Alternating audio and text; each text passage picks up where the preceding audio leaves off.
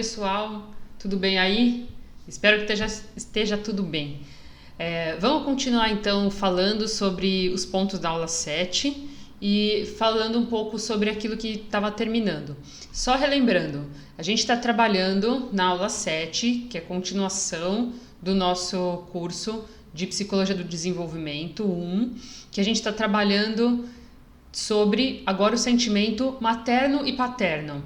Então a aula 7 é do tema maternidade e paternidade. Já tem 5 vídeos anteriores sobre essa aula e agora esse é o 6º vídeo, tá?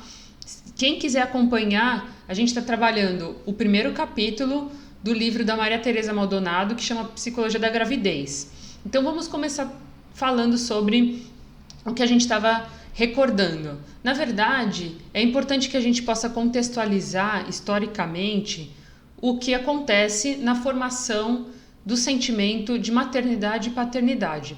Sempre levando em conta que quando a gente fala de sentimento e de papéis maternos e paternos, a gente está falando de algo que é construído e algo que pode ser que o sujeito se adapte, nesse caso a mãe e o pai, se adaptem a essa condição porque realmente assim desejam, e pode ser que eles possam ter que fazer alguns ajustes e a gente precisa observar caso a caso como isso vai acontecer.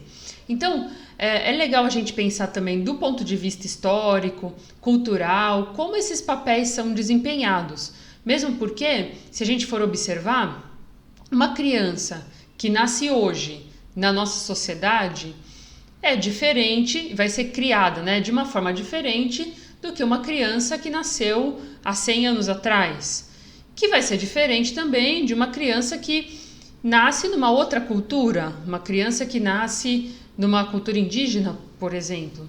Então, é importante a gente contextualizar a cultura, o tempo histórico, para a gente poder pensar o que era permitido antigamente, como é que foi se construindo esse sentimento, né, e esses papéis relacionados à maternidade e à paternidade.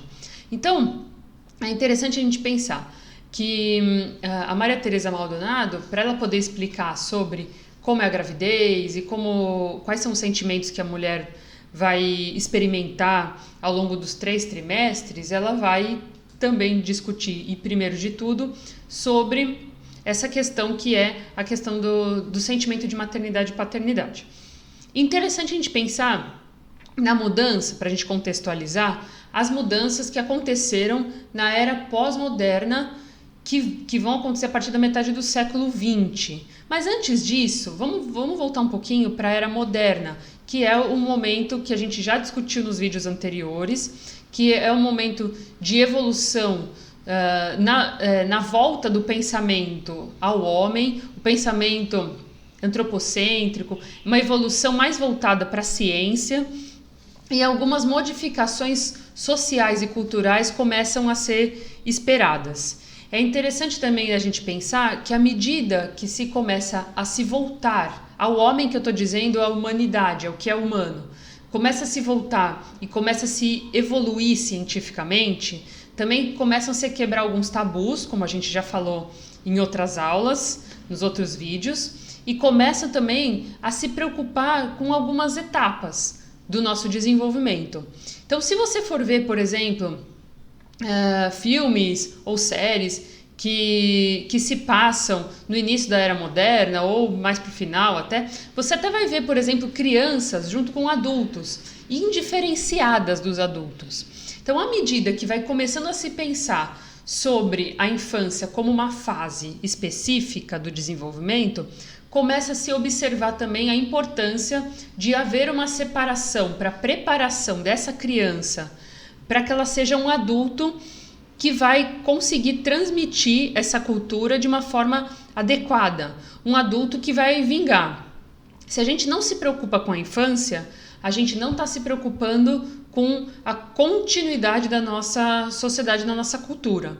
Então, os próprios representantes das culturas começaram a observar o quão importante era cuidar da infância, porque se você tem crianças bem cuidadas, bem alimentadas e com um pensamento bem direcionado ao que se quer pensar, é muito provável que você vai ter adultos muito mais bem preparados para os pensamentos e para a forma de lidar na sociedade com o que se espera.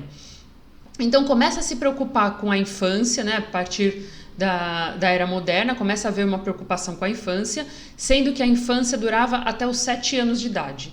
Então, como a gente tinha falado até no vídeo anterior, as amas de leite cuidavam das crianças em geral até os 7 anos de idade, porque não era muito adequado que uma mãe cuidasse do filho, porque a ama de leite era alguém responsável, alguém que poderia cuidar dessas crianças.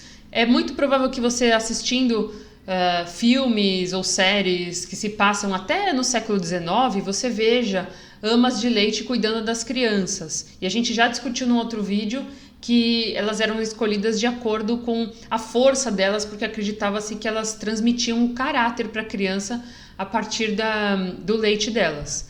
E também é uma questão interessante que as mulheres não tinham essa obrigação de cuidar da criança. À medida que vai se evoluindo o pensamento científico e também o pensamento religioso, é muito comum a gente ver na história, né, que a mãe vai recebendo então a mãe é direcionado um papel específico, que é o papel específico de cuidar da criança. E ao pai fica sendo voltado um papel de cuidar do seu lar e da sua família. E com isso, pessoal, a partir da era moderna, a gente vai ver algumas tendências à mudança de papéis e à medida que o direcionamento de papéis específicos para cada um da família.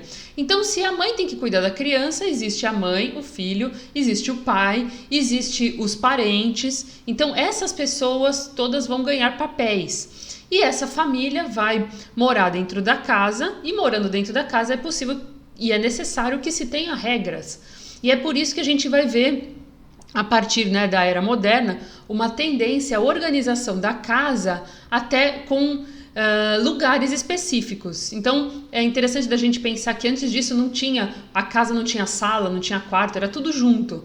E aí, à medida que vai se pensando na importância de dividir os papéis e de separar e de direcionar a sexualidade de cada um, direcionar o momento de desenvolvimento de cada um, é necessário também separar em aposentos específicos. Por isso, o banheiro sendo algo privado, que geralmente era fora das casas, havendo o quarto, havendo a sala, o sofá também como sendo um objeto representante dessa socialização acontecendo no meio da sala, né? Então a socialização é o lugar onde você vai receber as pessoas de fora e essas pessoas elas vêm fazer uma visita, então tudo isso está ligado às mudanças sociais. No próximo vídeo a gente vai falar um pouquinho mais disso, tá? Até daqui a pouco.